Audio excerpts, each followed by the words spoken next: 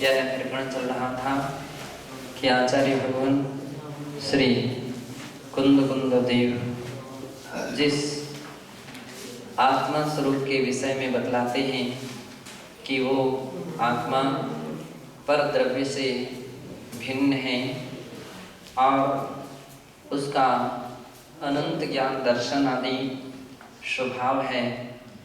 जब तक यह जीव पर द्रव्यों में आसक्त रहता है तब तक वो अपने निज स्वभाव को भूला रहता है और जिस समय निज स्वभाव का उसके लिए भान होता है उस समय फिर वो पर पदार्थों को भूलने लगता है और भूल जाता है। इसी बात के लिए यहाँ पर कहते हैं पृष्ठ नंबर 885 भाव प्रावृत्ति च निरूपितम। भाव प्रावृत्त गाथा 85 और 77 में कहा है। इसके पहले हो गई थी तो कहते हैं अपम्मीरो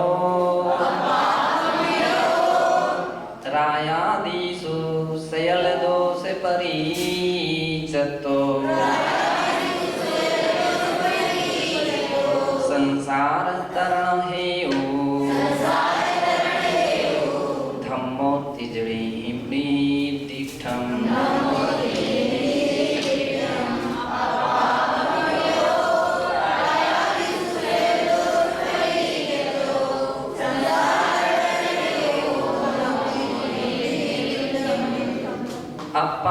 अपम्मीरो रायादिषु शैलदोष परिचत्तो संसार तरण हेयु धम्मो ही जड़ोत्तिठो।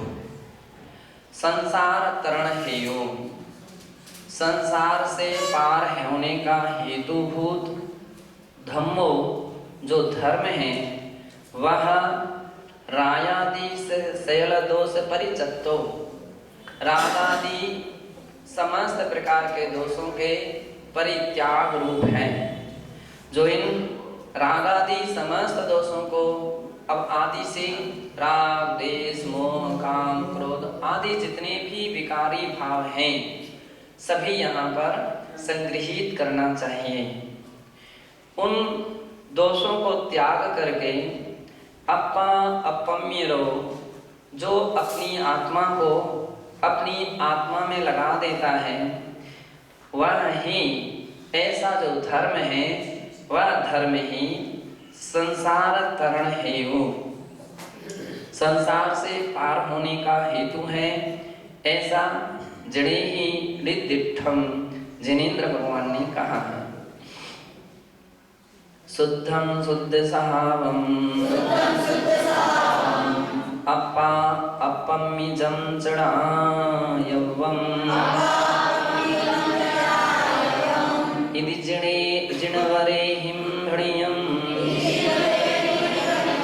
जं सेयं तं समायरः।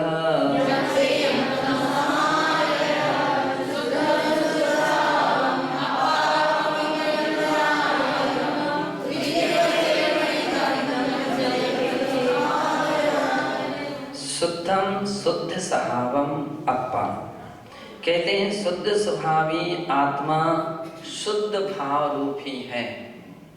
क्यों? उसका स्वभाव ही शुद्ध है तो इसलिए वो शुद्ध ही है।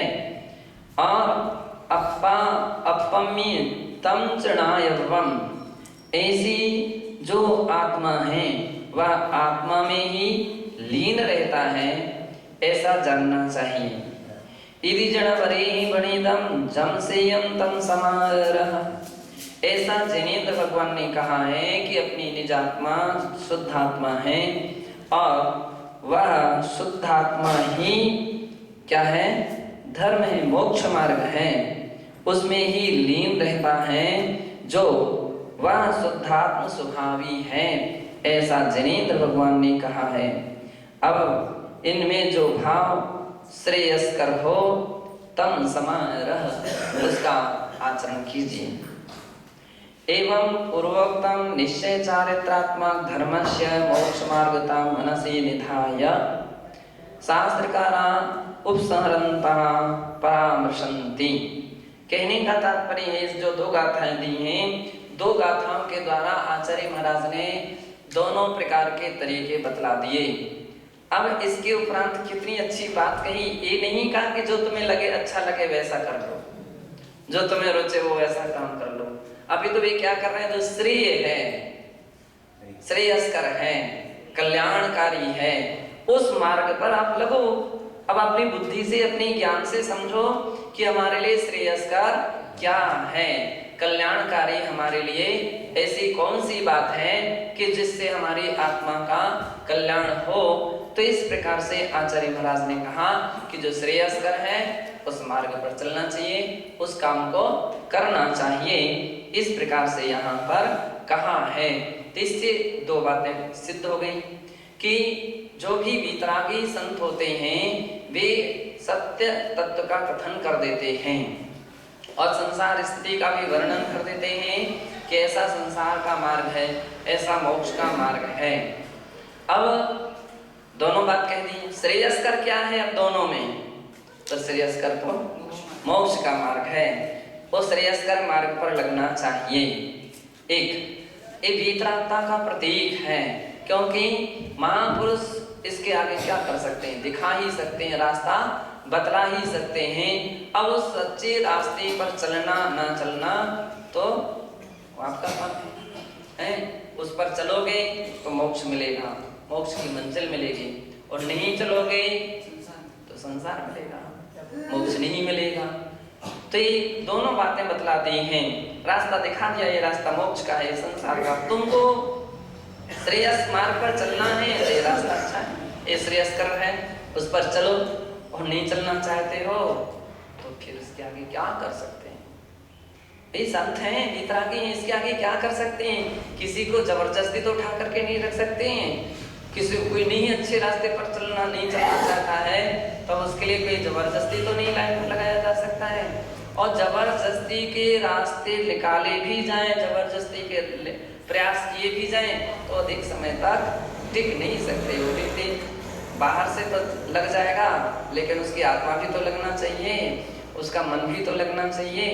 तो आचार्यगण क्या करते हैं, बाहर से तो ब्रेक रखते हैं, कंट्रोल रख लेते हैं, लेकिन अंदर के भावों को बनाना ये आचार्यों का काम नहीं है। अब उनके सक्षम या उनके सामर्थ्य के ऊपर निर्भर नहीं करता है। अब इसके आगे तो आपको ही पुरुषार्थ करना पड़ेगा। भावों के ऊपर तो अपना अपना ही पुरुषार्थ रहता है, भावों के ऊपर किसी दूसरे का पुरुषार्थ नहीं चलता है।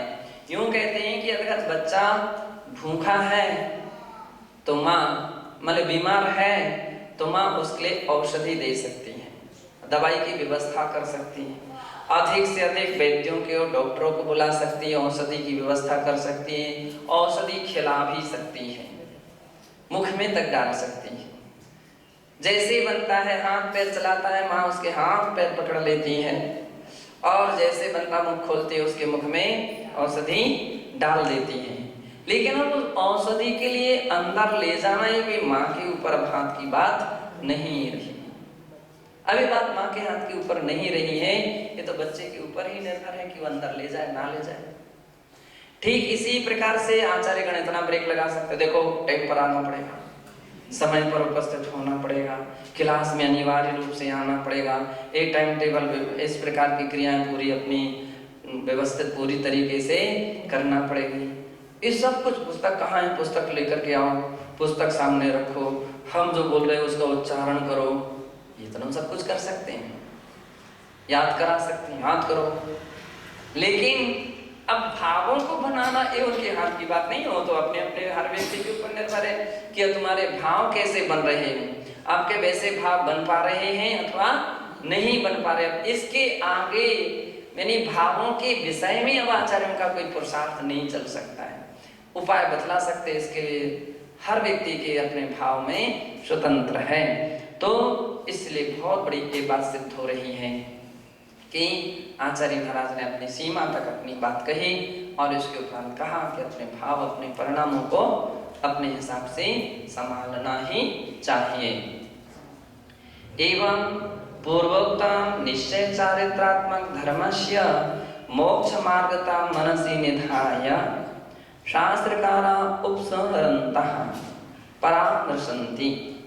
इस प्रकार से पहले कहे हुए निश्चय चारित्रात्मक धर्म का मोक्ष मार्गता मनसि निधाय, मोक्ष मार्ग है ऐसा मन में निधाय धारण करके शास्त्रकारः उपसंहरन्ता परामर्शन्ति।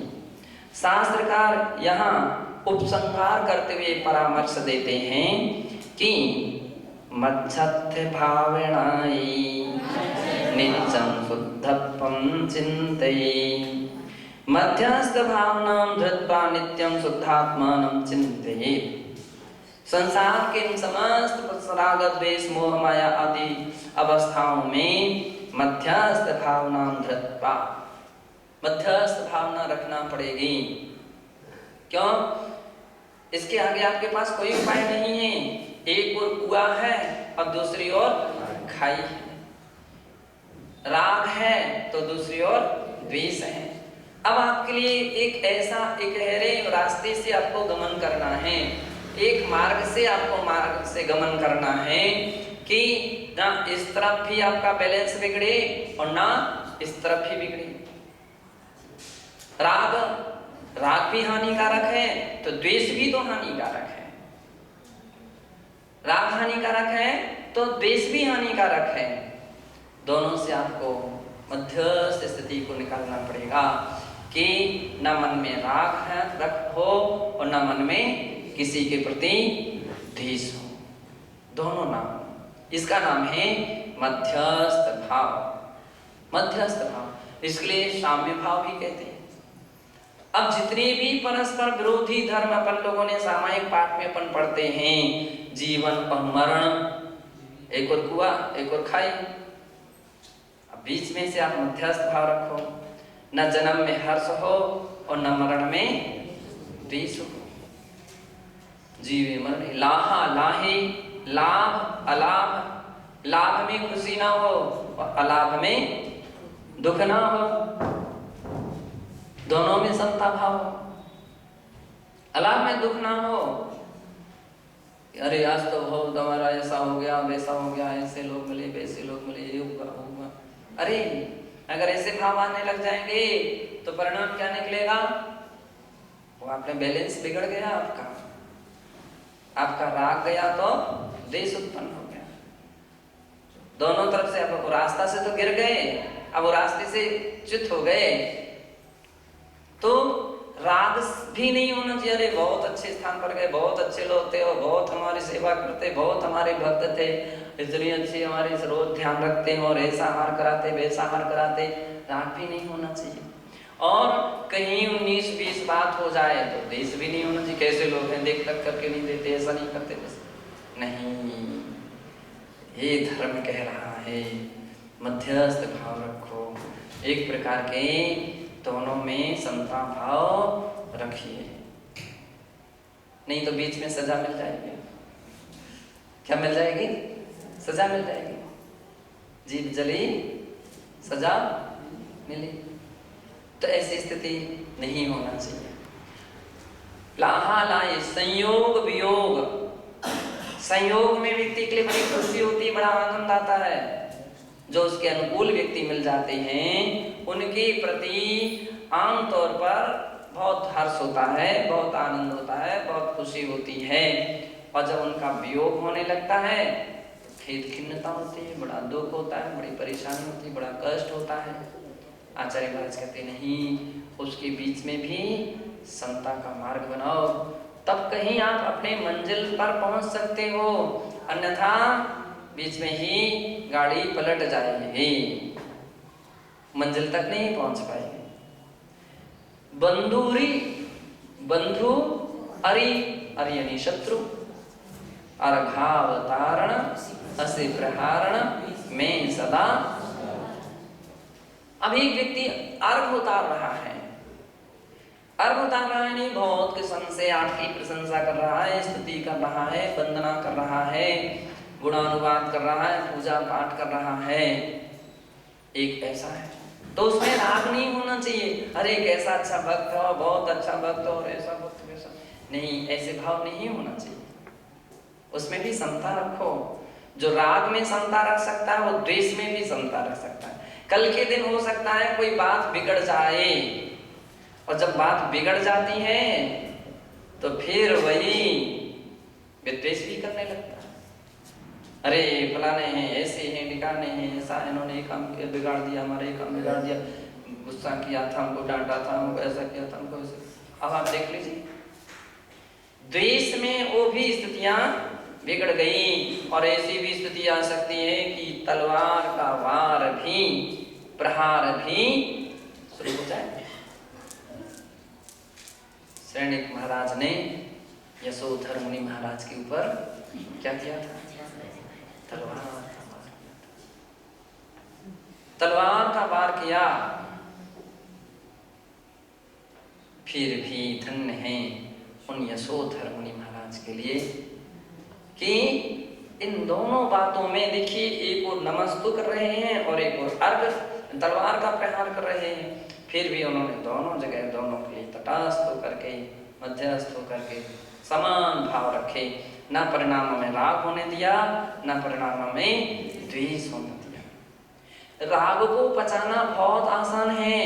आज कोई किसी की प्रशंसा करे तो दुनिया कह देती है क्या, अरे भैया काय के लिए हमारी प्रशंसा कर रहे, काय के लिए, दुनिया कह देती बस बस बस बस। लेकिन अंदर में तो उसकी चाहना बनी रहती है, अंदर में तो भाव रहते ही हैं कि हाँ बहुत अच्छा कर रहा है और करे हमारी प्रशंसा। अंदर में व्यक्ति की चाह बनी रहती है, ये भाव बने रहते हैं कि हमारी प्रशंसा हो, हमारी प्रतिष्ठा हो। और तो क्या, एक बात की दो बातें कही जाएं, बड़ा चढ़ा करके कहा जाए, नहीं है तो उसको भी बतलाया जाए, उसमें भी व्यक्ति अंदर अंदर में तो बड़ा प्रसन्न रहता है, खुश रहता है। ध्यान रखो, जो राग में प्रसन्न रहता है, कल के दिन द्वेष में भी उसकी हालत बिगड़ जाएगी। थोड़ा सा ही कोई 19-20 बात हुई कि वो तो अपने आप को संभाल भी नहीं पाएगा, अपने आप को संभाल नहीं पाएगा। कितने सारे लोग ऐसे रहते हैं, थोड़ी सी किसी का तिरस्कार हो जाए, अपमान हो जाए, सम्मान में किसी की कमी रह जाए तो आप देख लीजिए, उसकी आंखें तनने लगती हैं, भौहें तनने लगती हैं, और उसकी हालत, उसके चेहरे बिगड़ जाते हैं, भाषा शैली बिगड़ जाती है, कर्तव्यताओं में अंतर आने लगता है। क्यों? प्रशंसा नहीं भैया, आपका सम्मान में अंतर आ गया तो ये सब अंतर आने लगा, है ना।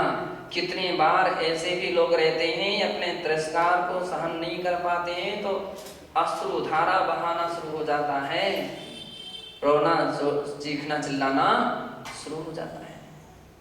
तिरस्कार में अपमान हो गया हमारा, इसने हमारे निंदा कर दी है, इसने हमारा तिरस्कार कर दिया है। और कभी कभी तो इससे भी आगे के कदम बढ़ जाते, लड़ाई झगड़े शुरू हो जाती है, मारना पीटना कूटना शुरू हो जाता है? तो कहने का तात्पर्य है, आचार्य महाराज कह रहे हैं कि हमको दोनों में समता भाव बना करके रखना पड़ेगा, स्तुति में भी और निंदा में भी।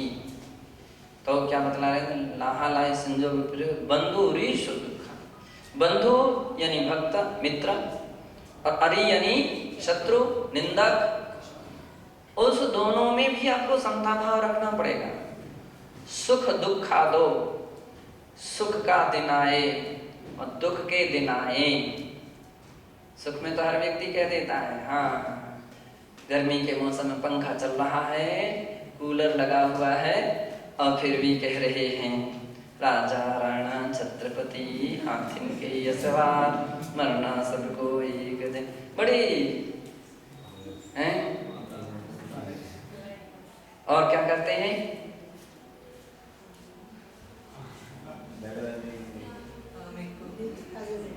हाड़ पिंजरा, जहाँ देह अपनी नहीं तहाँ अपना कोई, घर संपत्ति पर प्रगट है पर है परिजन कोई, दिपे चाम चादर मणि हाड़ की।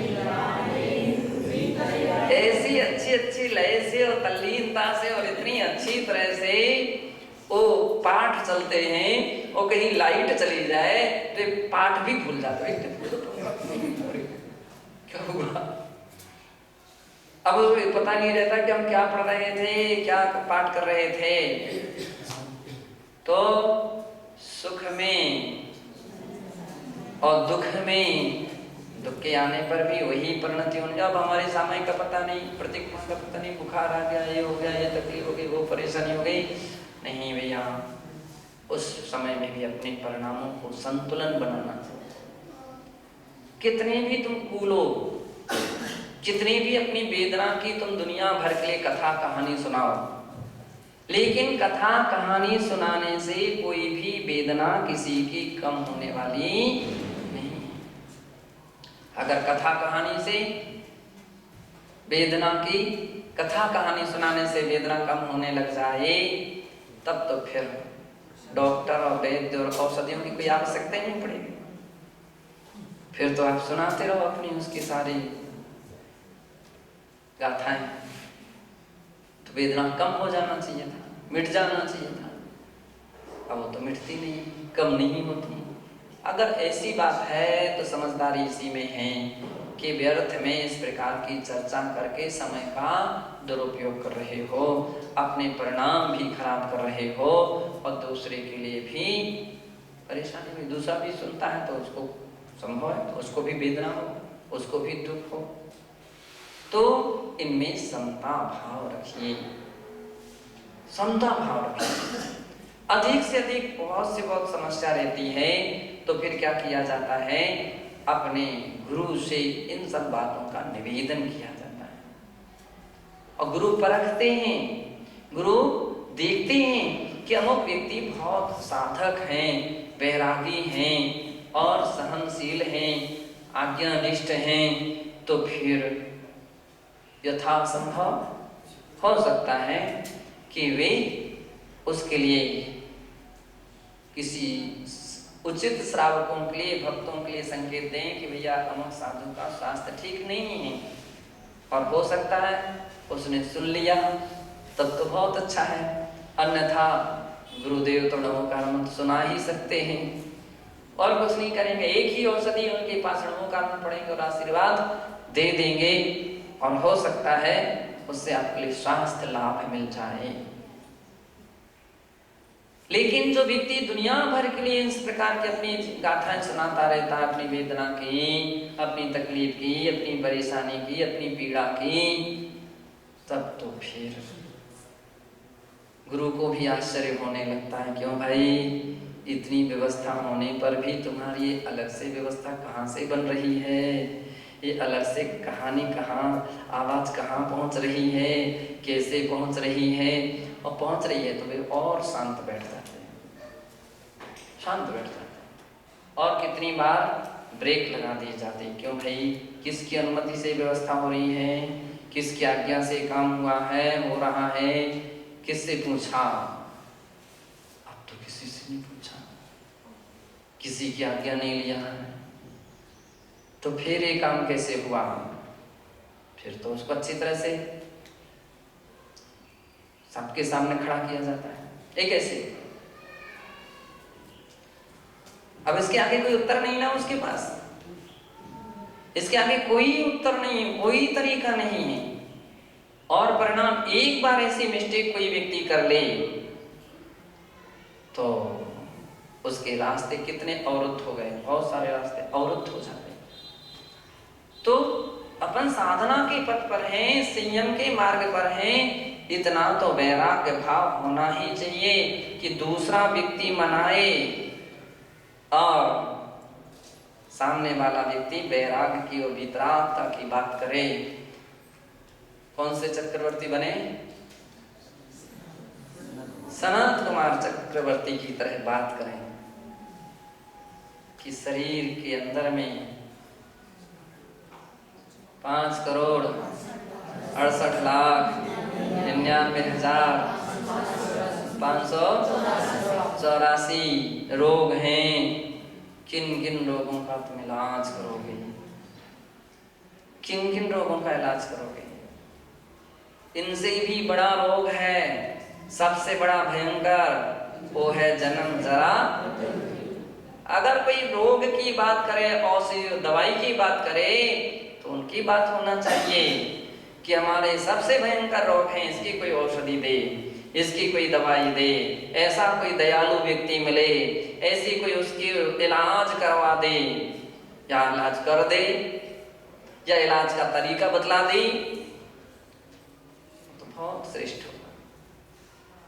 तो कहने का तात्पर्य है कि ऐसी ऊंची जिसके अंदर में भावना रहती है, सेवा करने वाले भी व्यक्ति उसकी सेवा करके अपना सौभाग्य मानते हैं, और सारा समूह अपने आप में गौरवान्वित होता है कि हमारे समूह में भी एक ऐसे वैरागी, एक ऐसे साधक व्यक्ति हुआ है कि जो अपनी इस प्रकार की वैराग की साधना में तत्पर हुआ करते हैं। ऐसी परख भी अपने बीच में होना चाहिए। दुनिया मुख पर तो दुनिया की एक दूसरे की खूब प्रशंसा करते हैं, लेकिन वो महत्वपूर्ण नहीं है। पारखी लोग जब प्रशंसा करते हैं, वो महत्वपूर्ण है कि किन लोगों की कितनी ऊंची परख है, और वे देखते हैं तभी प्रशंसा करते हैं। रोज रोज प्रशंसा करने में ऐसे सहसा नहीं बैठे रहते, चाहे जिसकी प्रशंसा चाहे जिसकी नहीं, परखते हैं कि इस प्रकार की क्षमता योग्यताएं प्रशंसा लायक हैं कि नहीं, और हैं तो प्रशंसा उनका तो थोड़ा सा संकेत, एक शब्द ही एक बहुत बड़ी भूमिका प्रदान कर देता है। इसलिए पूज्य आचार्य महाराज कह रहे हैं कि हमको ऐसी बातों का चिंतन होना चाहिए, बाकी अवस्थाओं में मध्यस्थ भाव होना चाहिए।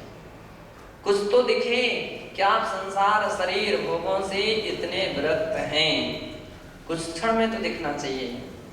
तो पूज्य आचार्य महाराज यहाँ पर कह रहे हैं कि इस प्रकार से जो विचार करके मध्यस्थ भावनाम धृत्वा नित्यं शुद्धात्मं चिंतेत।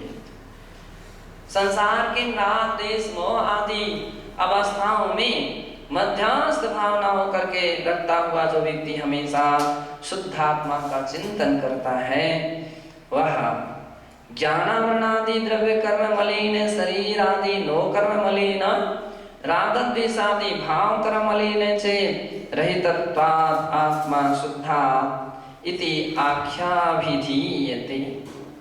वही प्राणी ज्ञानावरणादि 8 प्रकार के जो कर्म है वो द्रव्य कर्म है, द्रव्य मल है वो।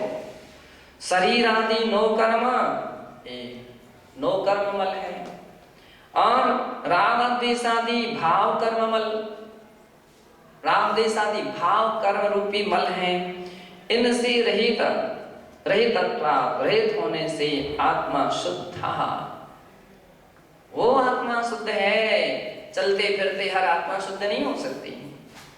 कौन सी शुद्ध आत्मा है? कौन सी शुद्ध आत्मा है? संसारी आत्मा शुद्ध आत्मा? अरे संसारी आत्मा शुद्ध आत्मा हो गई तो फिर उसको मोक्ष पाने की कोई आवश्यकता ही नहीं रहेगी। फिर उसको मोक्ष जाने की, कर्मों के क्षय करने की कोई आवश्यकता नहीं पड़ेगी। क्यों त्याग तपस्या साधना करेगा? क्यों धर्म साधना करेगा? शुद्ध आत्मा है। सांख्य मत में सदाशिव एक मत है, वो भी आत्मा शुद्ध है। कितने भी कर्म करते जाओ उसमें कभी भी अशुद्ध नहीं हो सकती है, वो तो जैसी है वैसी ही। हमारे यहाँ भी कहा है कि शुद्ध आत्मा है, लेकिन शक्ति से संसारी आत्मा शुद्ध है। योग्यता एक ऐसी है, क्षमता एक ऐसी है, लेकिन वर्तमान में तो विकारी भावों से युक्त है, वैभाविक परिणति से परिणत हो रही है। वो शुद्ध कैसे हो सकती है? जब वो द्रव्य कर्म भाव कर्म नो कर्म का क्षय करेगी तब शुद्ध पूर्ण रूपेण अभिव्यक्त रूप में शुद्ध होगी। बाकी तो केवल द्रव्य शुद्ध द्रव्यार्थिकने से शक्ति रूपेण शुद्ध है। इस बात का ध्यान रखना चाहिए। तो शुद्धा इति आख्याभिधीयते, ऐसा यहाँ पर कहा है। उत्तम से प्रवचन सारे, प्रवचन सार के पहले अध्याय की 81वीं गाथा में कहा है, जीवो भवगद मोहो उल्लब्धो तच्चिमप्पणो सम्मम् जहति जदि राग दोषे सो अप्पाणं लहति शुद्धम्।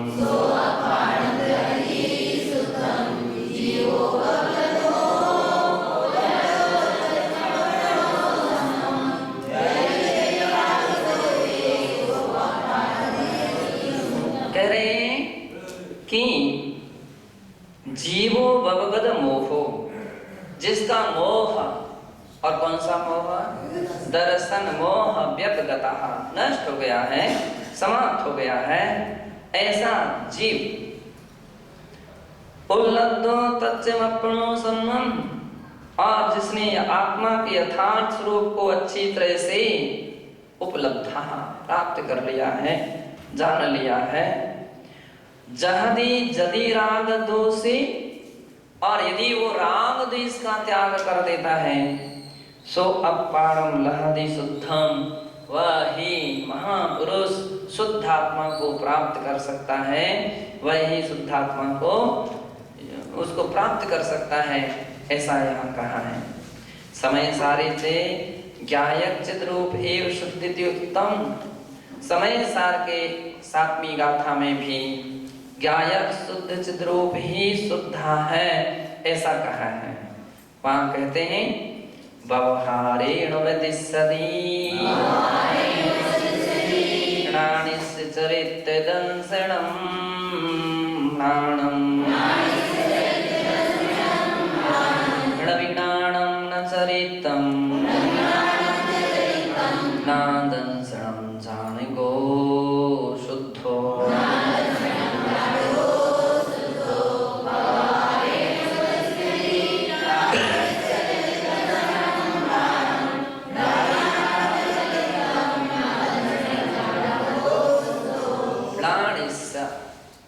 आचार्य कुंद देव ज्ञानी उन्हें कहते हैं जो रत्नत्रय से संपन्न है, 3 गुप्तियों से सहित है, उसे ज्ञानी कहते हैं। और ऐसे रत्नत्रयधारी मुनिजन सम्यक दर्शन, सम्यक ज्ञान, सम्यक चारित्र से संपन्न है। व्यवहार में जब स्थित हैं तो यूं कहे जाते हैं आत्मा सम्यक दर्शन, सम्यक ज्ञान, सम्यक चारित्र से सहित है, ऐसा कहा था। जीव के ज्ञान, दर्शन, चारित्र इत्यादि गुण हैं। एक कैसा? व्यवहारेण उपदिश्यति, केवल व्यवहार से ऐसा उपदेश दिया जाता है, भेद में सविकल्प दशा में है इसलिए। किंतु णवीणाणं न चरित्रं न दंसनं जाणगो शुद्धो, निश्चय नहीं से तो देखें तो ना ज्ञान का विकल्प है, ना दर्शन का, ना चारित्र का। एक आत्मा के भिन्न भिन्न अलग अलग स्थानों में, प्रदेशों में अलग अलग गुण नहीं हैं, और ऐसे गुणों के विकल्प भी निर्विकल्प साधक के मन में नहीं हैं। वो तो जान को शुद्धो, केवल ज्ञायक भाव है, इसलिए शुद्ध कहा गया। ज्ञायक स्वरूपी है, ज्ञाता दृष्टा है, बस अपनी एक दशा में लीन है, इस कारण से उस आत्मा को शुद्ध आत्मा कहा है। शुद्धात्मनो ध्यान मुक्ति प्राप्यति मोक्ष प्राप्ते निरूपितम। शुद्ध आत्मा का ध्यान ही से मुक्ति प्राप्त होती है, ऐसा मोक्ष प्राप्त में गाथा 26 में निरूपित किया गया है। वहां कहते हैं जो इच्छे निस्सरिदुम संसार महर्णवस्य सरोधंस कमिंधणान डहाणं सोझायै अप्ययं शुद्धं।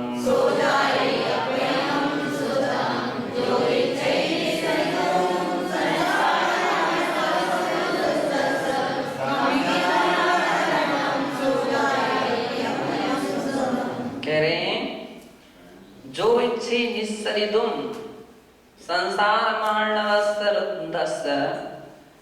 संसार रूपी महार्णव, समुद्र, अर्णव यानी समुद्र, संसार रूपी महासमुद्र से निस्सरितुम इच्छई, है ना, निकलने के इच्छुक है, निकलना चाहता है।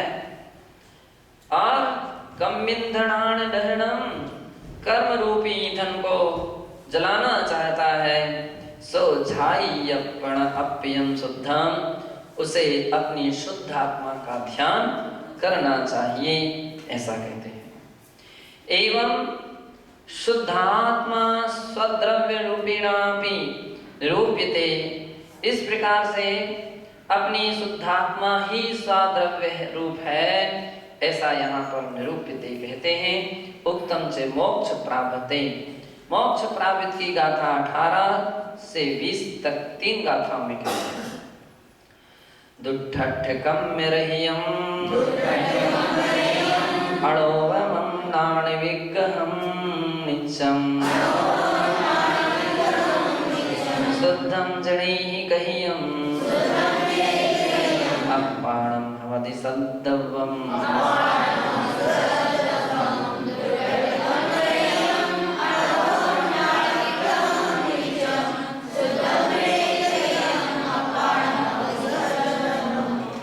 शुद्धात्मा कौन है? दुट्ठे अट्ठ कम रहियम, कौन शुद्धात्मा है? हम व्यक्ति तो शुद्धात्मा सुनकर के बड़े हम ही शुद्धात्मा हो गए। कर्मों के साथ सहित होकर के तुम शुद्धात्मा नहीं। आगम के वाक्यों को भी तो देखो, आगम वचनों को भी ध्यान रखना चाहिए। ऐसा ना हो कि शुद्धात्मा से लोग और दिग्भ्रांत हो जाएं। उसको समझाना पड़ेगा कि शक्ति क्या है और व्यक्ति क्या है, द्रव्यार्थिक नहीं क्या है, पर्यार्थिक नहीं क्या है। जब तक इस बात का रहस्य उसके लिए ज्ञान में नहीं आएगा, तब तक तो भैंस के सामने बीन बजाना है, बीन बजाते रहो, उससे कोई खास असर नहीं पड़ सकता है। वो अभी समझ ही नहीं पाया है कि शुद्धात्मा क्या है, तो आखिर में उससे लाभ क्या मिल पाएगा? कुछ लाभ नहीं मिल पाएगा। तो पहले उसको ये तो समझ में आना चाहिए कि शुद्धात्मा क्या है, उसको समझ में आना चाहिए ज्ञानी कौन कहलाता है, किसे कहा जाता है, आगम में किस किस प्रकार से किस किस दृष्टि से ज्ञानी का लक्षण दिया है, शुद्धात्मा का लक्षण दिया है, किस दृष्टि से दिया है। जब तक ऐसा ज्ञान नहीं होगा, जब तक इस बात का भान नहीं होगा, तो कहीं ऐसा ना हो जाए कि आपके वचन, आपके वाक्य ही दूसरे के लिए भ्रांति के कारण बन जाएं, दूसरे के लिए भ्रम के कारण बन जाएं और अधिक उलझने के कारण बन जाएं। ऐसा ना हो जाए, क्योंकि शास्त्रों में कहा है कि जग सुहित कर सब अहित हर, श्रुति सुखद सब संशय हरे, भ्रम रोग हर जिनके वचन चंद्र थे। दो वाक्य बहुत महत्वपूर्ण है, सब संशय हरे और भ्रम रोग हर। ये बातें संशय को हरण करने वाले हों। संशय हरण शब्द है, संशय करण शब्द नहीं। आज का संसार का प्राणी केवल इन्हीं बातों में भ्रमित हो रहा है, सही मार्ग से, मोक्ष मार्ग से दिग्भ्रमित हो रहा है। तो सही तरीका तो ये है कि जिस बात से दिग्भ्रमित है वहां पर प्रकाश करना चाहिए कि बात ऐसी है, जो बीमारी है, जो रोग है, उसका इंजेक्शन लगना चाहिए, उसकी दवाई उसके पहुंचना चाहिए कि भाई कहीं तुम और दिग्भ्रमित ना हो जाओ।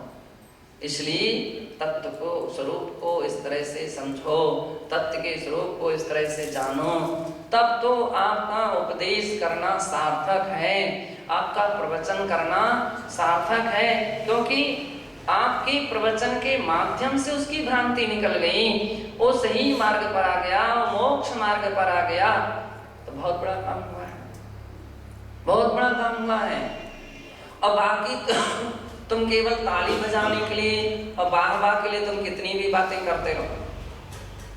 ये हो सकता है तालियां बज जाएंगी, ये हो सकता है तुमको खूब वाह वाह मिल जाएगी, ये हो सकता है खूब प्रशंसा मिल जाएगी, प्रतिष्ठा मिल जाएगी, सम्मान मिल जाएगा, लेकिन प्राणी का कल्याण नहीं हो सकेगा, वो तो दिग्भ्रमित हो जाएगा।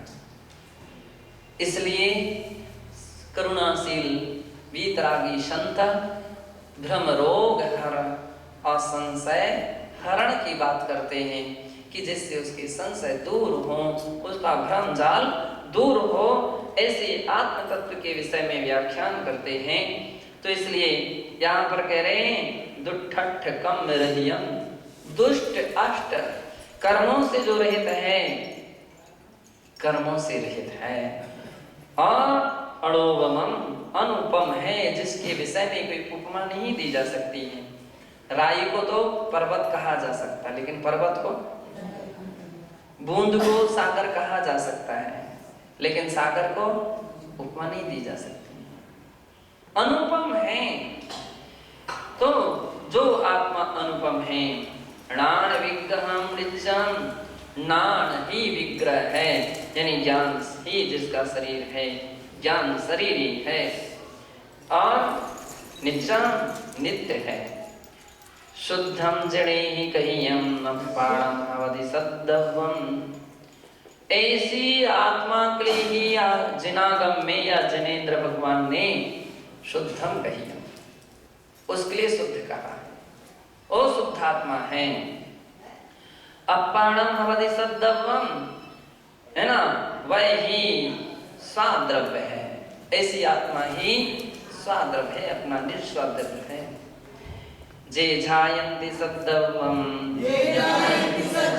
परद्रव्य परम मुहादु सुचरिता,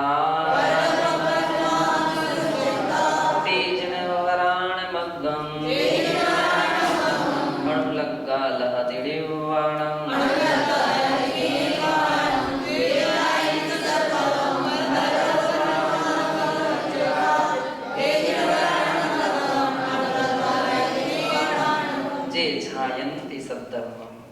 जो महापुरुष इस प्रकार के अपनी स्वाद्रव्य को ध्याते हैं, परद्रव्य परम मुहादु सुचरिता, परद्रव्य से निवृत्त रहते हैं, और सुचरिता सम्यक चारित्र का निरतिचार पालन करते हैं। जे जनवराण मग्गम लग्गा अणुलग्गा लहदिडिवाणम, जिनेन्द्र भगवान के द्वारा कहे हुए मार्ग पर लगे रहते हैं, वे ही निर्वाणम लहदी, निर्वाण यानी मोक्ष को प्राप्त करते हैं। जिणवरमय जय जाने जाए शुद्धमापाणम, जीर्ण लहई निर्वाणम, न लहई किम तेन सुरलोयम,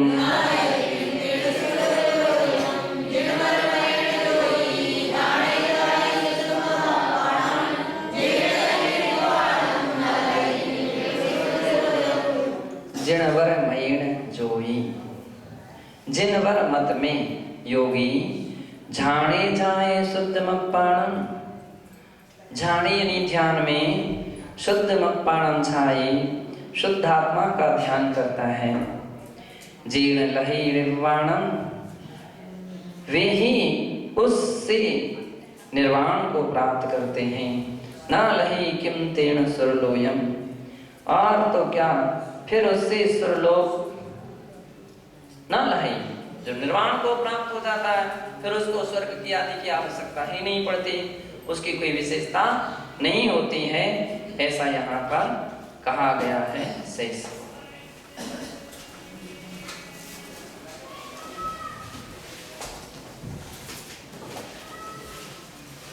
अतः प्रारंभिक स्वाध्याय निष्ठापन क्रियायाम पूर्वाचार्य क्रमेण सकल प्रवचन